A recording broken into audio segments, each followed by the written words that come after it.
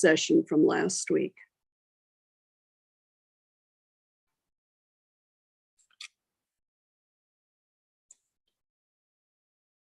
So we're about to begin. Thank you for joining us this evening. I'm going to turn the program over to Janelle Moose, AARP's Advocacy Director. Janelle, take it away. Thank you, Ellen, and thanks again for greeting all of our participants tonight that are joining us from, looks like, all over North Dakota. So welcome everyone. As Ellen said, I'm Janelle Moose. I'm the Advocacy Director with AARP North Dakota, and I'm so glad that you've decided to join us today for part 2 of our Your Voice, Your Vote series. As Ellen mentioned, tonight's session will cover primary voting and absentee ballots. So please note that this is a Zoom webinar, so note the Zoom features. We're going to be using the Q&A feature where you can ask questions to either myself or to our guest speaker this evening. So we'll address those questions along the way during the presentation, or we may save some time at the end as well if you do have questions. Just a quick reminder that these programs are being recorded and will be available to watch at a later date on our YouTube channel at youtube.com/AARP North Dakota. So for more than 60 years, AARP has been working to promote the health and well-being of Americans and continuing to do that work each and every day. Before we get started, I'd like to do a really quick poll to get you interested in our topic before I introduce you to our guest speakers. So if you're watching on YouTube, you won't be able to see the poll, but for those of you that have joined us on the Zoom webinar, I'll pull up a poll on the screen in front of you. And if you want to take just a second to vote. So the question is, have you voted in the primary election before? So we'll give you a couple minutes to answer that question.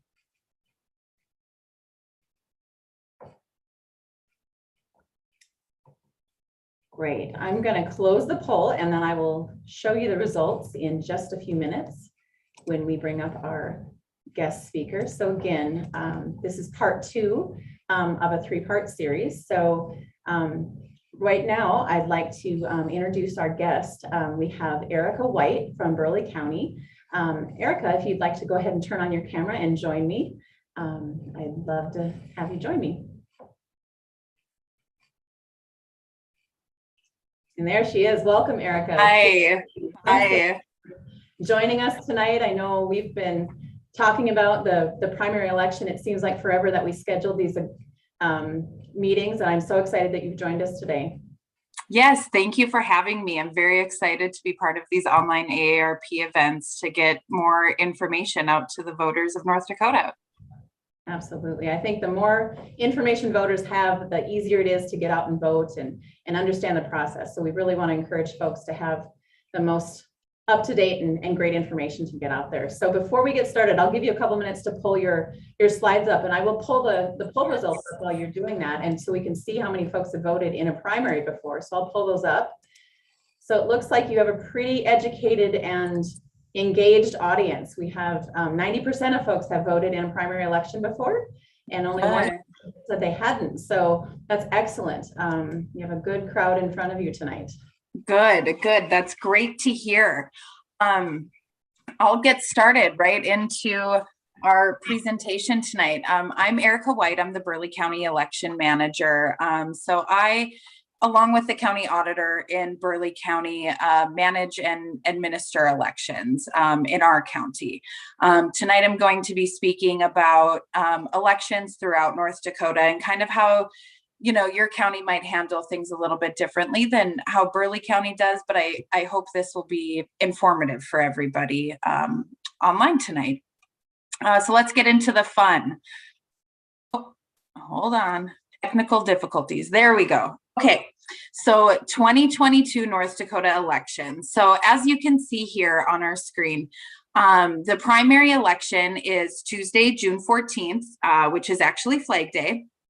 And during the primary election, all cities, if it's an incorporated city, holds their city elections in conjunction with the primary election. So you might see things on your ballot if you live within a city, such as your city commissioners, city council members, mayor, commission president, just depending on the form of government your city has.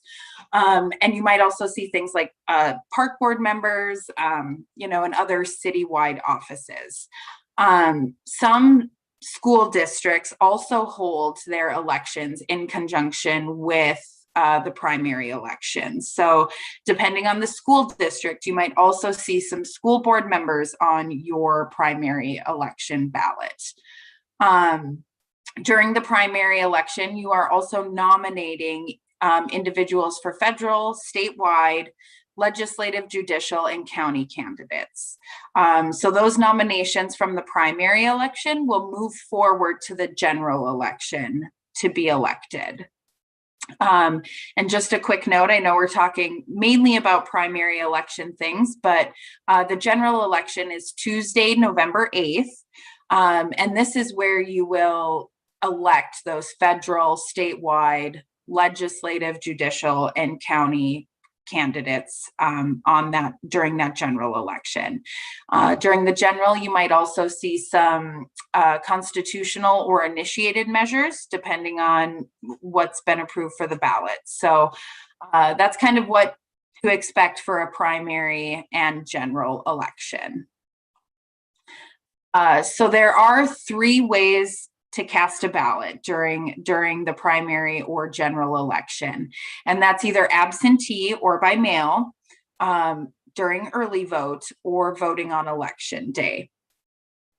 And we're going to go through all 3 of these options to kind of discuss the different ways in which you can cast a ballot. So voting by mail or absentee. So over half of our counties in North Dakota are vote by mail counties. And vote by mail counties and absentee counties are essentially the same. The only difference being is how a voter gets the application to vote by mail. So in vote by mail counties, the county auditor automatically sends an application for a ballot to all active voters within the county. In absentee counties, so the rest of the counties, the voter takes the initiative to obtain and complete the absentee application. In both vote by mail and absentee counties, a completed application must be on file in order to receive a ballot. So our offices, county auditor offices, will not fulfill a request unless we have an application on file for that absentee ballot. So once we get that completed application, we fulfill that absentee request and mail the ballot to the voter. After you receive the ballot, you vote the ballot, return it to the county auditor, and then we hold it until we're allowed to start processing those absentee ballots, which is 2 days before the election. So we hold those ballots until we're allowed to start processing. During that processing, we run them through a big machine, but we aren't able to pull results until polls close on election night.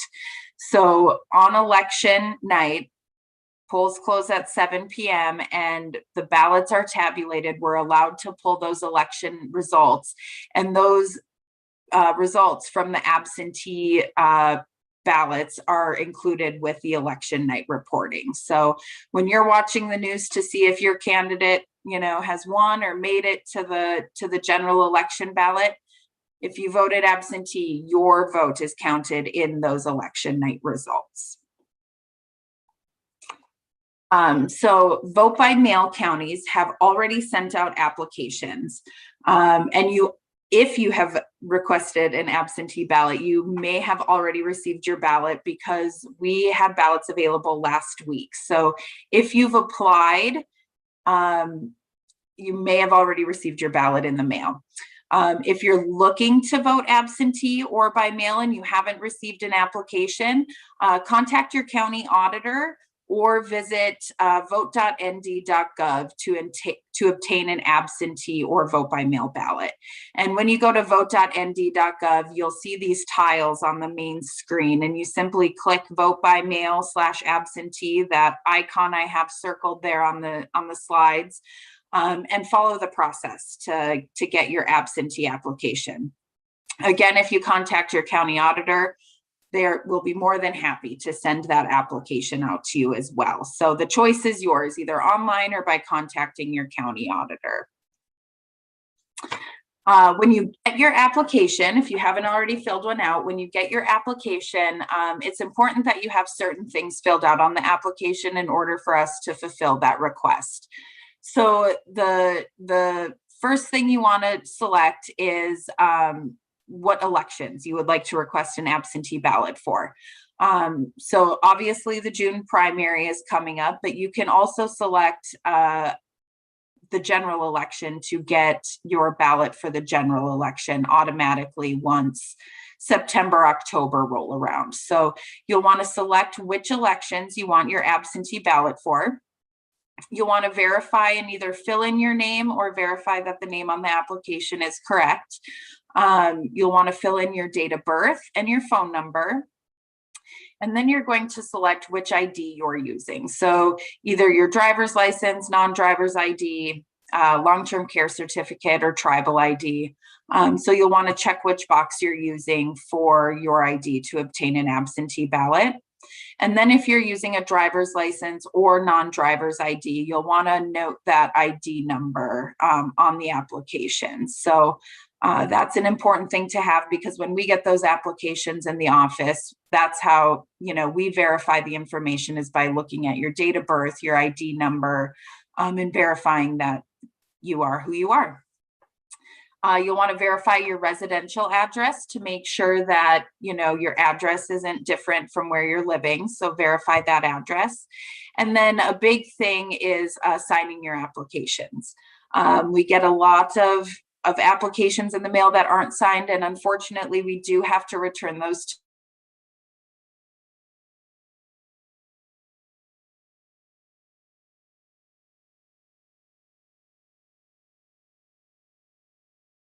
very important.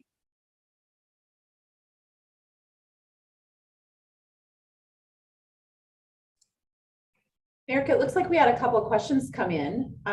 If you're willing to. But early vote is an in-person voting option offered before election day. And like I said, early vote location, dates and times, and availability vary by county. So you'll want to either go to vote.nd.gov and click where do I vote to find your early vote options, or contacting your county auditor. So not all counties offer this option, but some do, and it's a great option if you'd like to vote in person but don't have time on election day. Checking out those early vote options, and if it's offered in your county, is a great way to vote. So, and then voting on election day. So election day polling locations, again, vary by county.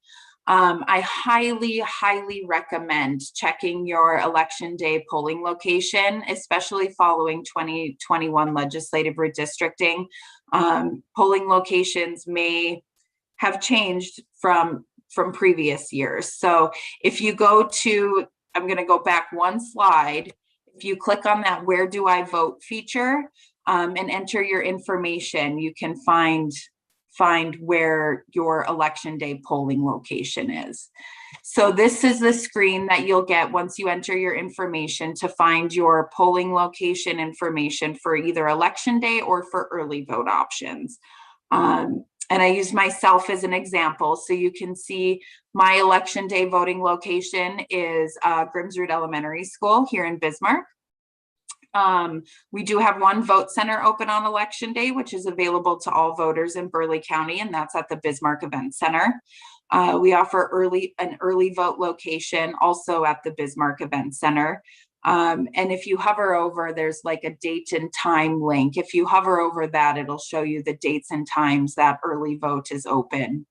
And then it also gives the drop box locations. So Following 2020, when we had a very high number of vote by mail and absentee voting for both elections, a lot of counties, if not all counties, had a drop box open, which is different than we've had in previous elections. So you'll find your Dropbox location where you can either deliver your absentee application or your absentee ballot once it's voted. That's a secure location to deliver that if you're delivering that after hours or on the weekends. So this is where you'll find, again, that election day locations and early vote locations. Janelle, I don't know if we have another poll regarding how people are voting on election or voting for the primary election, but this might be a good time to do that. I think you're right. And I think before we get there, we do have a couple questions that came in too. Yeah. How do folks know if they're in a vote by mail only county? How would they know that? So I would contact your county auditor to find out if you're in a vote by mail county. One thing with vote by mail counties is they do have to have by law a polling location open on election day. So even if they are a vote by mail county, they will still have one, if not more, polling locations open on election day. And the best way to do that is to contact your county auditor. Okay, great. That's helpful. And one other question was, I did see someone chatting earlier online about noticing that their polling location had changed this year. Is that another place that you would refer folks to their county auditor? Like people are creatures of habit, right? They know the polling location that they normally go to. How best would they locate it if there is a new location this year? Yeah, I'm going to go back a couple slides. So going to vote.nd.gov and clicking on that where do I vote feature, if you have access to the internet, where do I vote, and entering either your address or your driver's license number will pull up where your polling location is. And we did see a lot of polling location changes and just changes following legislative redistricting. So I definitely highly recommend checking that feature out or contacting, again, your county auditor to see where you vote on election day. Okay, and for folks that are online, we'll make sure that we either chat or put in the follow-up email after this program a list of the county auditors so that you have phone numbers just in case that you're having difficulty locating your county auditor. But those are great. So let's pull up that next question. Like you said, we do have another poll question that we wanted to share with folks because as many of you know, here at AARP, we are planners. We plan most of our years way in advance. And so we want to know if you've made a plan yet. So I'm going to launch that poll. So the question in front of you, and again, if you're on the Zoom webinar, you'll be able to answer the live poll. If you're watching from YouTube, you won't. But the question is, how do you plan to vote in the June primary election? So in person, absentee or mail, not sure, or you're not planning to vote. Oh, Erica, it looks like we have some planners on our call today. So Good. we'll give them just a couple more minutes to answer the question, and then we'll show those results. So I will show those results with everybody. And as you can see, absentee and mail really seems to be a favorite. 83% of our folks are saying they want to vote absentee or mail. We still have a couple folks that plan to vote in person, and only one person was unsure. So I think that's great. You know, we do a lot of work here at AARP, and we've been working with you and other county auditors in the Association of Counties to make it as easy as possible to vote. So if you're watching tonight, you likely might have received a mailer from AARP with your absentee and mail ballot attached that you can request your ballot. So if you didn't, make sure you reach out to your county auditor, as Erica said. But it looks like we do have some planners that like to vote early and absentee. So with that, I'll turn it back over to you for some more information. Thank you.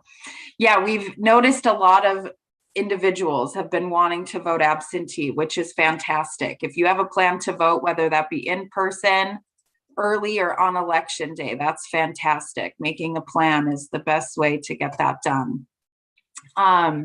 So I wanted to show, kind of after giving you the options about either the absentee voting, early voting, or election day voting, kind of what to expect when you see your ballot arrive in the mail. So this is an example of a primary election ballot. And primary election ballots are a little bit different than a general election ballot in that on the primary election ballot, on the front side, you can only vote for candidates in one party. So as you can see on this ballot, we have a Republican Party column, a blank column, and then a Democratic Party column.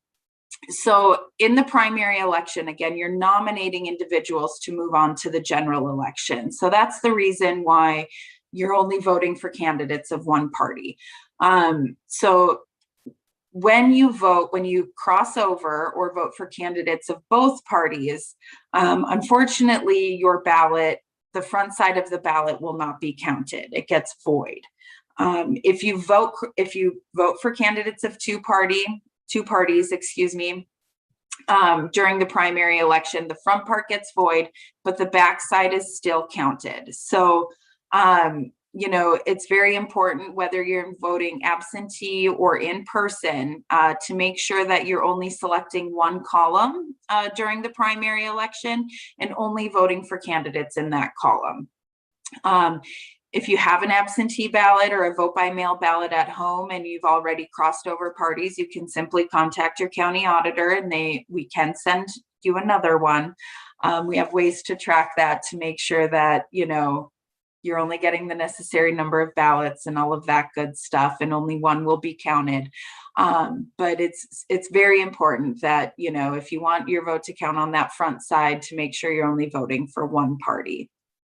The back of the ballot is the no party ballot. So that's where you're going to see your judicial candidates, county candidates, city and schools, and then any measures. So this is kind of what you can expect to see on a ballot this election.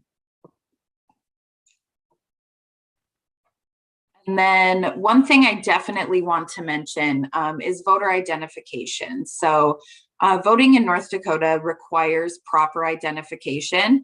And I have a list of those things on the left-hand side of the screen. So that's your North Dakota driver's license, your North Dakota non-driver's ID, a tribal identification card, or a long-term care certificate. So those are the 4 types of ID that are acceptable to vote in North Dakota.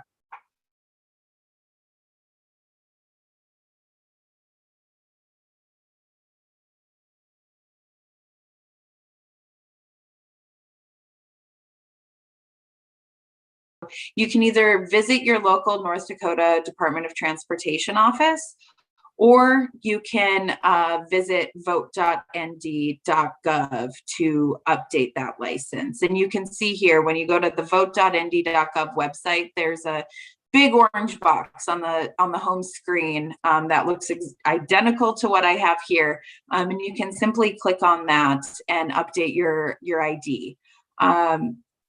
You won't get a new card in the mail when you update your identification this way, but it will be updated in our system. So it'll make that election process a little more smooth for you, to make sure that all of the necessary information is up to date and ready to go is great, whether you're voting absentee or in person. So just a little voter identification pitch to make sure that, everybody's information is up to date as possible. So my voting information, this is a new feature on the Secretary of State's website, which is super beneficial for anybody who's kind of looking to see who they vote for, where they vote, looking for absentee ballot information. It's just kind of a great go-to hub. So vote.nd.gov, and again, clicking on where do I vote?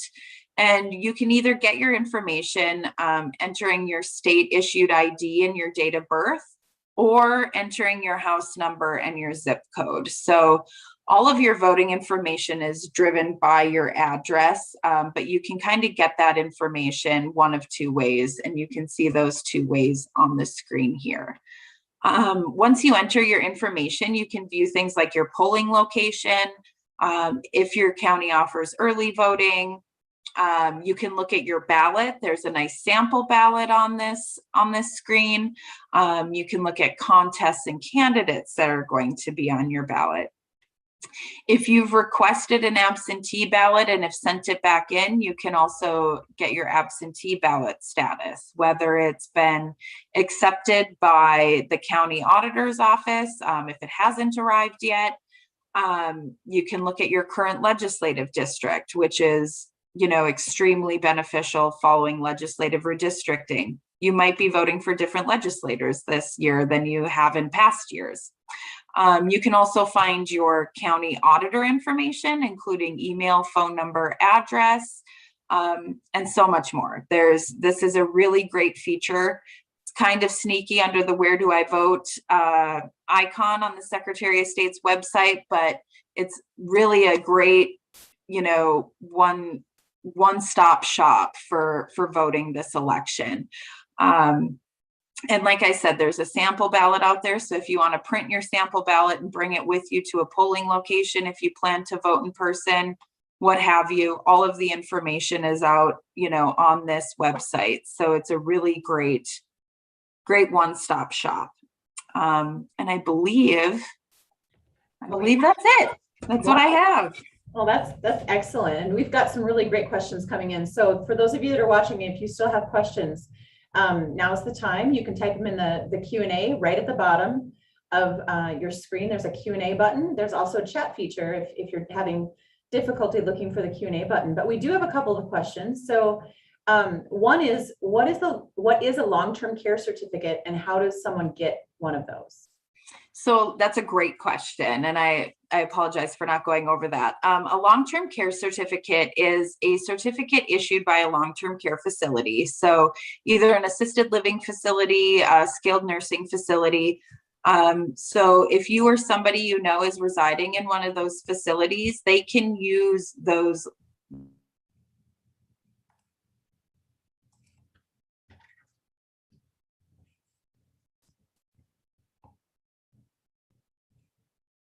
facilities, either an assisted living or a skilled nursing center, in order to use it as an ID.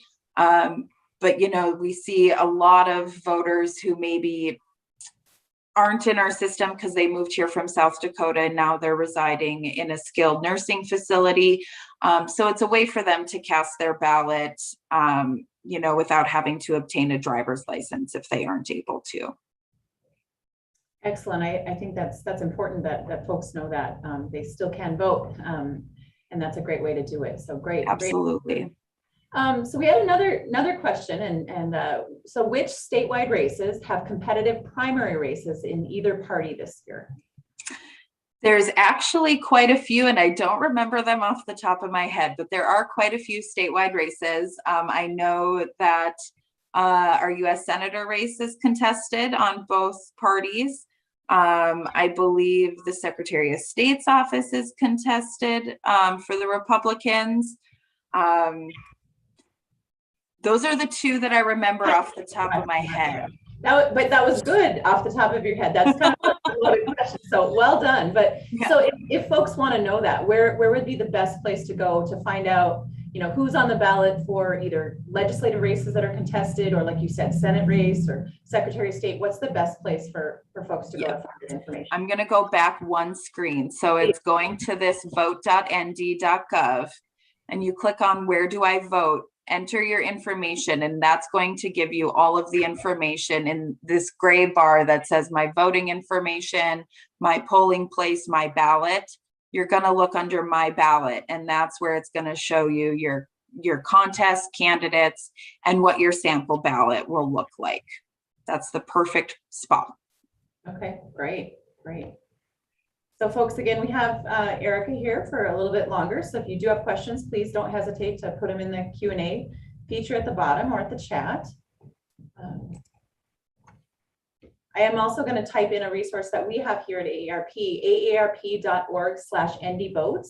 You can go to our website as well, and there's some other information, which most often directly links to a lot of the resources that Erica has talked about tonight. So we want to make sure that there really is a no wrong door, that you can either go to our website or the Secretary of State's website to find the information that you need to vote. So So based on your numbers in Burley County so far, do you think that this is going to be a pretty high rate of either absentee or mail, kind of on par with 2020, or not as high? I don't see it being as high as 2020. That was an anomaly with what we were all living with in 2020. But we've definitely seen an increase. I think over 2018, we've seen an increase in those absentee and vote by mail ballots. So I think it's a really great option. It's an awesome way for people to cast their ballot, so I recommend that or in-person voting. Either one is great, depending on, what your preferences are. Yeah, we did have someone that was intrigued by that question that I just asked you. So do you have a sense of, either in Burley County or statewide, what percentage of voters do vote absentee, of eligible voters? I'm not sure on a statewide level. In our county, in 2020, again, it was a different kind of year, but over half of our ballots were cast via absentee. So it was definitely a high turnout that way. Usually it makes up about 20 to 30% of total votes cast. So most people like to do the in-person options, but I definitely see our absentee numbers increasing this year. So I think it will continue to increase and maybe make up a higher percentage of those total votes cast. Sure. I know we always track, percentage of people that vote. Do you think does North Dakota have a generally high percent of the population that votes in the primary? Are we kind of on par with the rest of the country? So primary elections traditionally have been lower voter turnout. I believe in 2020 during our general election, we had about 52% turnout in our county. And the primary election was around 25%. So, and primary elections are very important. Again, that's where you're electing your city and possibly your school candidates. They're very important elections to be voting in. So I hope that, getting this information out there will kind of entice people to start participating in their primary election process. We couldn't agree more. And we were excited when you agreed to be on tonight, and we knew that you'd be really helpful in making it as easy as possible for folks to vote, either in person or by mail, or absentee. I think you've really provided some very helpful information. Before we close things out, just one last question that I know we received a lot when we send out our mail to give people the chance to vote absentee or by mail. So if you do you have to select, if you plan to vote absentee or by mail, both for the primary and the general, and you select that, you don't have to contact you or the county auditor in the county you live in for the general election. That will automatically be mailed to you, right? If you selected that when you... Yes. So if you selected on your absentee application, if you select both the primary and the general election, come September, I believe our ballots will be available at late September. So come that time, we will automatically be sending you an absentee ballot if you selected that November election box. So, the best way to, I would give it a little bit of time, maybe early October, if you haven't received a ballot and you were expecting one for the absentee, for absentee voting or vote by mail voting in the general election. If you haven't received that by early October, just give your county auditor a call and see if, there's an application on file, if they mailed your ballot.